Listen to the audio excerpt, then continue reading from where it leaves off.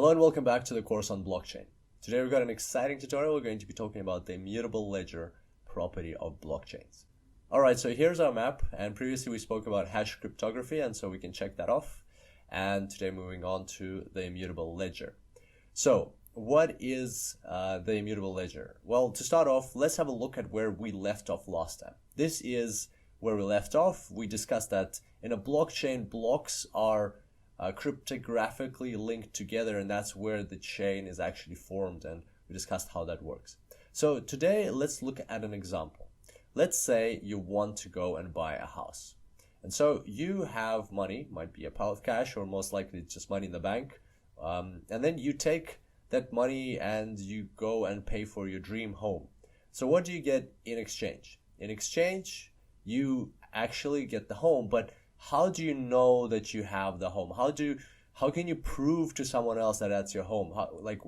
Why can't you just go up to any house on the street and say that that's your home?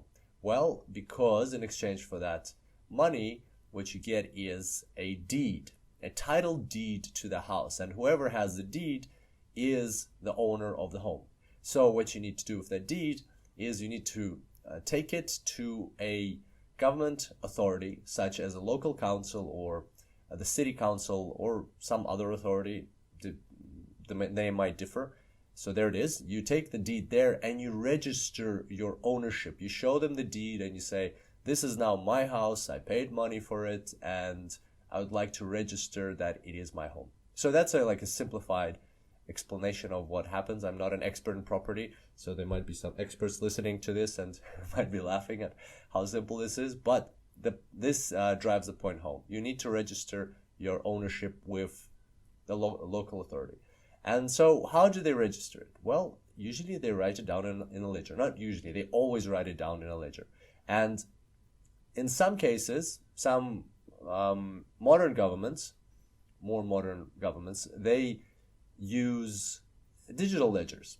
But the interesting thing is, and I was very surprised to learn this myself, that still a huge percentage of governments, especially in the not in the first world countries, in third world countries, they still use written ledgers, so actual physical books. And in fact, not just in third world countries, even in first world countries, in many cases it's still a physical book, like a notepad with numerated pages where people just write down who owns what, and then once it runs out, they put it into the archives, they get a new one, and then they start a new page and so on.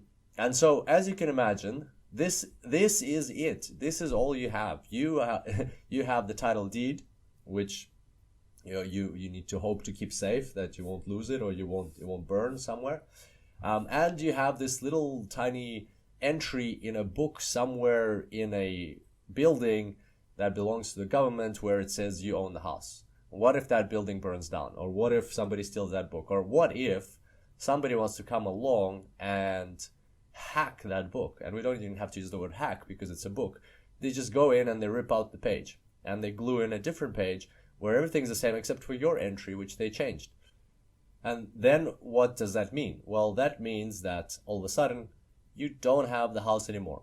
Like physically you might still be living in the house, and you might think it's yours, but in reality, just because that one line of information has been erased from a book somewhere in the government authority, all of a sudden you don't actually have the house. And even if it's not a book, even if it's an electronic document like an Excel spreadsheet, how difficult is it for somebody to go into an Excel spreadsheet and just change one line? So it's very easy still, right? So and in fact, a lot of people actually live like that. There are tons and tons of errors in property titles in in these databases, and people live in their home. They think they have the home, but in reality, it's actually not theirs anymore, just because of some error or somebody messing up with the files. So now comes in technology, comes in blockchain. How can we fix this situation? Well, let's say we have all of these titles stored in a blockchain rather than on paper or in an Excel spreadsheet or in a database. let's say we have them. So every single title, every time somebody buys something or sells a house, it's a new block that's added to this chain. And it's even okay, we're not even talking about distributed, decentralized yet. This whole blockchain can be stored like very simplistically, like in that governed facility. Even that's already better. And so every time you can see, like, there's already been some transactions in this blockchain, and then it's your turn, you buy your house, so you add a new transaction. And then a couple of months pass by, or a couple of years pass by, and then somebody comes along and decides to take your home away from you by tampering with the data in the blockchain. They also really like that home, and they want to rip out that page of the book. But they get into the facility and they see that it's actually not a book, it's a whole blockchain. Okay, so that's a challenge, but might be solvable. But what's happened in those past couple of months or years is that more property transactions have happened. So people bought properties or sold properties, and all of those were also recorded in the ledger. And now, so if this person tries to tamper with the data in that specific block, then what happens is that will change the hash of this block. And what that means is this cryptographic link will no longer work, because the hash here is different to the hash recorded here for the previous block. So remember, we have the previous hash here, the field previous hash. It will no longer match this one. So this person would have to change this block as well. But as soon as they change this block won't match this one. And they would have to change this one as well. And as soon as they change it, this one won't match this one, and so on. So because of this cryptographic link, as soon as they change one block, all of the blocks after that will no longer be valid. They will no longer be connected to the chain, and it'll be very easy to tell and very hard for the person to tamper with all the records. So unlike in the book where they can just change one entry, here they would have to change all of the entries following yours. And that's what we mean when we say that it's an immutable ledger, because you cannot change data. As soon as data has gone into the blockchain, it's very, very difficult. Like at this stage, we can see it's very difficult. And that's when we just have the blockchain stored in this government authority. Once we talk about peer-to-peer distributed networks, you'll see that it's practically impossible to change a single block in the chain, simply because the way it's structured, because more and more components are added. So the more time passes, the harder it becomes to change, and eventually becomes practically impossible. Okay, and so that's what an immutable ledger is. And I also wanted to point out here that this is not just an example pulled out of air. This is one of the biggest quoted examples. Property ledgers is one of the biggest quoted examples when people talk about blockchain outside of finance, outside of Bitcoin, outside of other coins and cryptocurrencies and ICOs and things like that. Why is it such a big example? Well, to start off with, this whole problem of ledgers, right? That these ledgers are so archaic, it's so unreliable to keep information there. And here's some other fun facts. For example, remember in the financial crisis that we had in 2008, well, Bank of America was going to places to close mortgages to foreclosures, and because this is so unreliable, they actually ended up coming to properties where they didn't actually have a mortgage. They hadn't made a mortgage, given a mortgage to the person or the business for that property, and they tried to foreclose properties which they had no right to foreclose, simply because how bad these ledgers are. Another example is in Haiti, or Tahiti. Well, basically in Tahiti, it's practically impossible to know whose property you're living on, which property belongs to whom, because of all of the natural disasters they have there, like all of these hurricanes that come through and just wipe out not just the properties, but the government facilities, and all of these ledgers unfortunately get destroyed. And so it's really impossible to tell for many properties who it actually belongs to, what the historical transactions were of that. And plus, on top of that, with any government, there can be corruption, there can be other factors that influence that. And so it's become a huge problem there.